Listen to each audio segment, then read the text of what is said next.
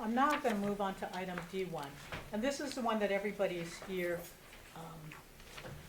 So what I wanted to do was, before we start on item D1, I did want to provide a sort of an introduction before we start taking public comment. Yeah. Do we have a monitor outside? We do. We have there's a TV and they can hear everything. Okay.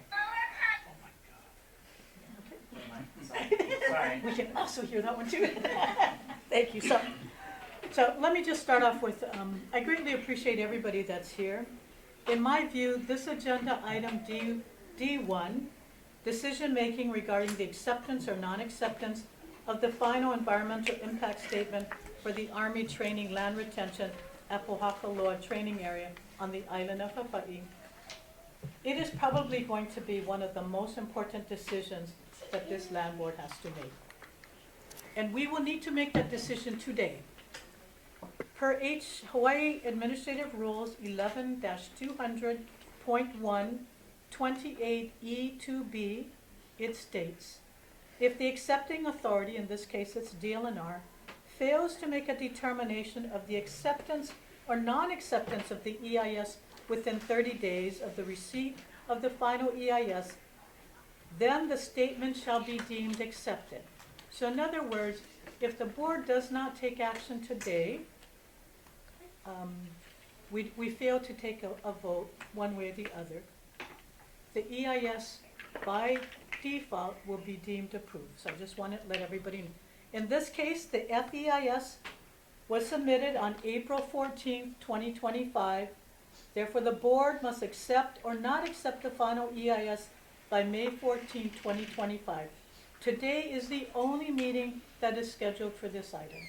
So again, just emphasizing the importance of the meeting today and the ability to make a decision today. Today's decision is not whether to issue the U.S. Army a lease for the PTA lands or any other lands. That decision is not before the board today. Today's action before the board is only whether to accept or not accept the U.S. Army's FEIS. This is the volume, this is what the volumes of the EIS is, these 3 volumes. Today's action is, again, it's whether to accept or not, and does it comply with Hawaii Administrative Rules 11-200.1 28B. The board must be satisfied that the Army's FEIS, 1, meets the procedure requirements, 2, the content requirements of the FEIS have met the requirements, and that the applicant has responded to the comments to the draft EIS in the final EIS. Thus, given the time-sensitive and significant request, I'd like to provide an overview of how we're going to proceed on item D1. Staff would provide a brief presentation not to exceed 5 minutes. That will be Ian and Lauren. The applicant, the U.S. Army Garrison, will provide a presentation also not to exceed 5 minutes. Then I'm going to take public comments. I'm going to provide the opportunity for kupuna to testify first, those who are in the boardroom or who may be outside. And then I will then go on to those who have signed up to provide comments in the Kalani Moku building. And then I'm going to proceed with the Zoom participants. You will all have no more than 2 minutes to provide your comments to ensure that we can hear from as many people as who would like to provide comments. We're going to give 2 minutes. I'd ask you to look at the screen. I've also asked board member Riley Smith. He will notify you when you've got 30 seconds left and then when we've got to stop. If it says stop, I'm going to ask you to end your testimony. And I apologize in advance if I offend anybody or I ask you to summarize. I will stop at the 2 minutes. We have received, again, probably over 1,300 public comments to date. If you've provided written comments, we'd ask you stand by them. I'm also going to ask the board members to hold all questions until after we've concluded the public comments. In order to provide the board members sufficient time for deliberation towards this decision, knowing that we need a quorum. There are 7 members who sit on the board. We need to have at least 4 votes, either to accept or not to accept. So we are going to lose quorum probably like about 5:30 or 6 o'clock, because they do need to travel back. So I am probably going to try very hard to take all public comments by 4 o'clock, okay? So manage everybody's expectation. I need to provide everybody who wants to provide a comment the opportunity to provide a comment. But I'd also like to provide the board an opportunity to deliberate on this matter. In this case, given the very significant nature and the what I'll call very high public interest in this matter, what we're doing is kind of deferring on a recommendation and presenting our sort of just our pure analysis of the document, and we would encourage that we're just, we are one perspective. There's a lot of other folks, a lot of other people that want to give their own, and the board consider all of it as appropriate in making its decision. So, we're just going to present our analysis, and again, we'll be available for to also just present our analysis. And just as the chair noted, just very quickly, this is about, the question or the issue before the board today is, does the FEIS adequately disclose impacts to satisfy the requirements of HRS 343? We're not talking about, we're not considering whether to do a lease or considering whether the Army should be there or not. Simply, does the FEIS meet the criteria for acceptance? So onto the final EIS itself. So again, this is not about approving a new lease. This is not about whether we like the military here in Hawaii. It's not about Red Hill and other military installations. We are here about 3 volumes of paper that sit right here on this desk.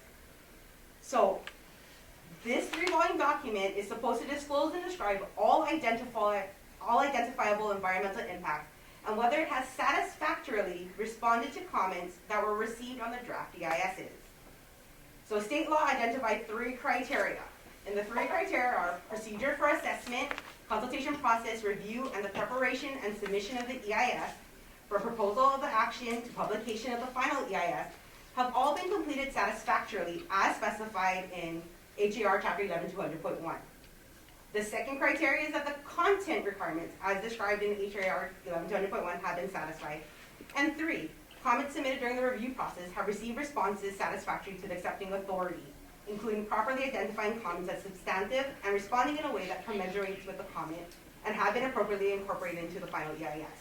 So if you remember anything from this presentation, remember that today's decision is based on whether you believe the procedure, the content, and responses to comment have all been satisfactorily complied with. We're here this morning to present and request acceptance of the final environmental impact statement for Army Training Land Retention at Pōhakuloa Training Area. I would like to briefly highlight some of the reasons why the Army seeks to retain access to the state-owned lands. Hawaii's location at the crossroads of the Pacific makes it critical for national defense. The Army's presence in Hawaii is vital to our national security strategy to deter conflict and maintain a safe, stable, and secure Indo-Pacific. Hawaii's role in national security is particularly important today against the backdrop of the current state of the Indo-Pacific region. Pōhakuloa Training Area serves as a premier joint and combined arms facility that provides logistics, public works, and airfield capabilities to support the U.S. Army's training strategy while maintaining enduring partnerships with the Hawaiʻi Island community and upholding environmental and cultural stewardship. The state-owned lands provide access between the major parcels of U.S. government-owned lands at PTA and include maneuver area, training facilities, infrastructure, and U.S. government-owned utilities that are essential for military, state, and local agency training. Some of these assets are not available anywhere else in Hawaii or the Pacific region. PTA provides critical training opportunities for the Army, Marine Corps, Navy, Air Force, Army Reserve, and the Hawaii Army and Air National Guard. It is the primary tactical training area for Hawaii's land-based units and supports joint and multinational training to ensure that the U.S. military can work effectively with our allies and partners when called to do so. PTA is also a critical hub for response to natural disasters on the island and across the state of Hawaii. PTA provides unique training capabilities that are particularly important because, as the largest contiguous maneuver training area in Hawaii, it is the only location that supports larger unit live fire and maneuver training. It is the only training area in the region that allows training on the full range of weapons capabilities. With the pause of live fire training at Makua in 2004 and the recent Army decision to end all live fire training at Makua, PTA is also the only area in the region that allows this sort of training. Training our forces to the highest standard is critical for readiness, preparedness, and safety. We have a responsibility to prepare our soldiers, our nation's youth, who have volunteered to be warriors. The challenging training conducted at PTA bonds our soldiers together. It teaches them shared sacrifice and makes them better soldiers. Finally, PTA serves as a training facility for state and local government agencies such as the Hawaii Police Department, Hawaii Civil Defense Agency, State Office of Homeland Security, Hawaii Emergency First Responders, and Hawaii Emergency Management Agency. As she's coming up, I'm going to have, oh, there you are, Leimana. I'm sorry, didn't see you hidden away there. I was in the back. Nice to see you. Go ahead. Thank you, Chair. Aloha, Chair, and members of the board. My name is Leimana Damate. I'm the Luna Alakai, or Executive Director of the Hawaii State Ahamaki. I stand on our written testimony, and would like to just highlight a few things. And these are our pressing concerns. We fear that the land board, if the land board accepts the EIS as it had been submitted, then when the time comes for the Army to request a new lease for these same lands, and the kapa'akai analysis is not done for the EIS, or the CIS, or the CIA, then it would be too late to ask for the analysis then, because the board would have already accepted the final documents. That would be the background of that proposal for a new lease. The second thing is that if accepted, this sets a very bad precedence for the rest of the military installations in the state of Hawaii, because then an EIS will not require a kapa'akai analysis, which is now required by the Hawaii State Supreme Court. The Hawaii State Ahamoku, which is an organization that was created by the legislature in 2012 and is now an act, is and always was meant to be the implementation of the Supreme Court case Pōhakuloa Training Area. There is no mention in any of these documents that any attempt was made to contact the Ahamoku. We did not even realize this was happening. So while the board is mandated to vote on accepting or not accepting the EIS, our position is that we urge you to deny until the kapa'akai analysis can be done within these documents and the current kupuna of Waimea and Hamakua need to be consulted. Thank you. Thank you very much, Leimana. I'm going to call up the next three names. For the record, I am James Jake, Lei Mamaku, County Bird Mai'oho. You all know well the kuleana that I carry to protect some of our most sacred iwi. It is clear, just from the executive summary and what we've already heard this morning, that there is a lack of content to the document and the process itself.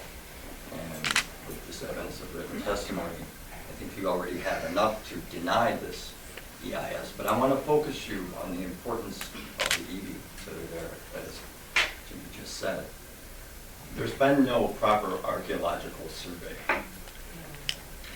And sans that, even if there was, we hit iwi for generations there. My lines go deep to this area and this island as well. And the importance of that must outweigh everything else on these islands, because those iwi are who we are as a people. We're here today to strongly urge the board to vote no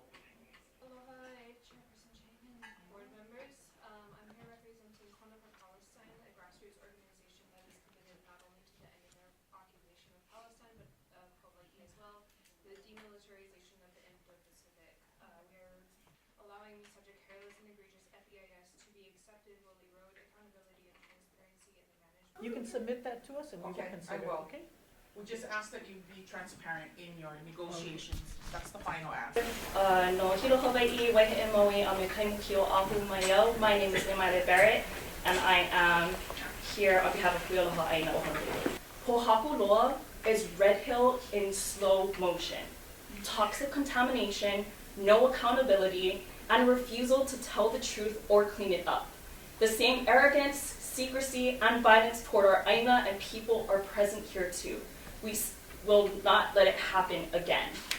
Pōhakuloa is Hawaiian national land seized under illegal occupation and bombed without consent. It is not a training ground. It is not the armies to destroy. Enough is enough. We urge the board to reject this FEIS and oppose the retention of Pōhakuloa by the U.S. Army. Hawaii deserves better than military occupation disguised as stewardship. Ua lehu lehu a manu manu ka ikena ka Hawaii. We know the truth. Hey, Chair, members of the board. My name is Tia Marie Namohana Masaniai Estrera, a Kanaka Moli and descendant of Ko Hawaii Aina. I submit this testimony in firm opposition to Agenda Item D1, calling on the board to reject the final EIS of the Pōhakuloa Training Area submitted by the U.S. Army. Pōhakuloa is part of the so-called ceded lands that were never legally ceded to the United States. There is no ratified treaty of annexation. Any claim by the U.S. or state jurisdiction over these lands is both historically inaccurate and legally invalid. These lands are held in trust, with fiduciary duties owed to the Native Hawaiian people. Approving any final EIS assuming lawful authority over Pōhakuloa without resolving the legal status of these lands is a direct breach of trust and an abuse of power under color of law. My name is Kamiko. I'm from Pōhakuloa on this island, and I'm here today to urge you to reject this proposed FEIS. With each bullet, with each exploded ordnance, EV are at risk of desecration, a hewa that is unparalleled. Even with no live fire training, reckless training without proper surveys still pose threats of inadvertent disinterment. Good morning. Aloha, o wau ka poki I ko kamai. Oia, kalapona e walito, ka ua lopu, ka I kili I ko kamai. Mahalo for having us. Mahalo for reading the documents. Mahalo for reading the comments from the staff. The mana'o from the public. You know, like so many of my lahui, all of us here, hear us, please. Follow the law. Recognize that they did not fulfill their obligation in this federal EIS. Chair Chang, members of the board, I'm Kaniela Ng. 10 years ago, I was the only elected official to support downsizing the Army's footprint in Hawaii. But this isn't just about stopping harm. It's about choosing something better. Imagine what we, Kanaka Maoli and Kama'aina, could do with 23,000 acres and millions of dollars in subsidies, grow food, build homes, restore watersheds, heal trauma. Train our youth not to kill other Native people abroad, but to thrive here at home. That's what public trust land is for, not bombs, bullets, and lives. Desecration is desecration. Dollar. I gave up my dollar for the military to get out. Ivi kupuna more precious than this in God we trust. Ugly is ugly. Wrong is wrong. Us Kanakas matter. For the Office of Hawaiian Affairs, I'm with Kamakana Ferreira, our lead archaeologist. The Office of Hawaiian Affairs shares with the board trustee duties with respect to Pōhakuloa, which are former crown and government lands of the Hawaiian Kingdom. And your trustee duties stand above and inform your execution of your duties under HIPAA. And one of the duties that we share is to ensure the preservation of the ceded lands corpus until a resolution of Native Hawaiian claims to their former government and crown lands, and this has not occurred. With respect to preserving the ceded lands trust, OHA disagrees with the Army that its analysis of the method of retention is sufficient. The Army has discussion of a fee simple method of keeping the land, essentially buying the land outright and forever alienating it from being returned to the Native Hawaiian people. This is not a separate alternative, and it states in the EIS that the only difference between free retention and lease retention is the fact that there'd be different management in place, which is of course not true. And the full implication of what it means to alienate land was not set forth clearly. The public did not have a chance to fully comment on this. And OHA also requested in our comments that the Army consider a shorter lease term. And in its response, it said simply a 10-year lease term is not sufficient to meet its requirements, but there is a big stretch between 10 years and 65 years. So the Army had a duty to consider what are its other options. Our other two main points that are in our written testimony, we disagree with the sufficiency of the archaeological pedestrian survey. That's not the same as an archaeological inventory survey, and the flow that the Army has not surveyed would be a key area where there's likely to be Native Hawaiian burials and other artifacts. And as you all know, the Army has in fact found ki'i and other culturally significant, religiously significant artifacts already in this area, and there are likely to be more, and a full archaeological inventory survey should be completed, and OHA requested in 2022 that the Army do HRS Chapter 6E concurrent with HRS Chapter 343, and the Army chose not to do that. And as a result, we do not have a full disclosure of all the potential cultural impacts, and there's no opportunity again for us to consider mitigation measures as part of the 343 process. It should have occurred. Thank you very much. Ashley? My name is Havani Rios, and I am a Kanaka Oiwi Kia Aloha Aina from Pu'ukapuaimi on the island of Hawaii. I'm here to speak as someone who has lived through the heartbreaking and devastating environmental and cultural impacts of the illegally occupying U.S. military onto my beloved Hawaii. I have lived my entire life of 36 years hearing, seeing, and feeling bombs drop onto the land that I love and am a descendant of, Pōhakuloa. For 2 years, I lived 15 minutes away from Pōhakuloa Training Area. There are times when my house would shake nonstop because of the impact of the bombs onto our aina. I could feel the bomb in the air before it met with the earth. I could feel the earth brace herself to be split and broken by weapons of mass destruction. I have been into PTA and have witnessed the hewa being done to my land with zero accountability and zero repercussions. These weapons of war that are being tested and experimented with between two of our most sacred mountains over our central aquifer are the same weapons that are being sent to Israel to genocide indigenous Palestinian people who are not much different than us. There's no statement or assessment that could ever justify the U.S. military's continued desecration of our natural and cultural resources. We know by now that the violent legacy of the military will impact more than the next 7 generations. And our people and our shared future. I appear before you today as a civilian aide to the Secretary of the Army. I am a retired Army infantry and aviation officer, having served in the active duty, National Guard, and the reserves here. However, more importantly, I am a son of Hawaii, and I'm committed to protecting my family, our home, and our way of life. And I'm a very proud father of a daughter who's serving in uniform. These identities are not separate. They are woven together, rooted in aloha, kuleana, and service. And it is from that place that I respectfully urge the board to accept the EIS for the Pōhakuloa Training Area. Today, you've heard many heartfelt and powerful testimonies that those who oppose the Army's continued presence at Pōhakuloa. These voices speak not only with passion, but with the weight of a generational trauma and cultural loss. Their pain is real.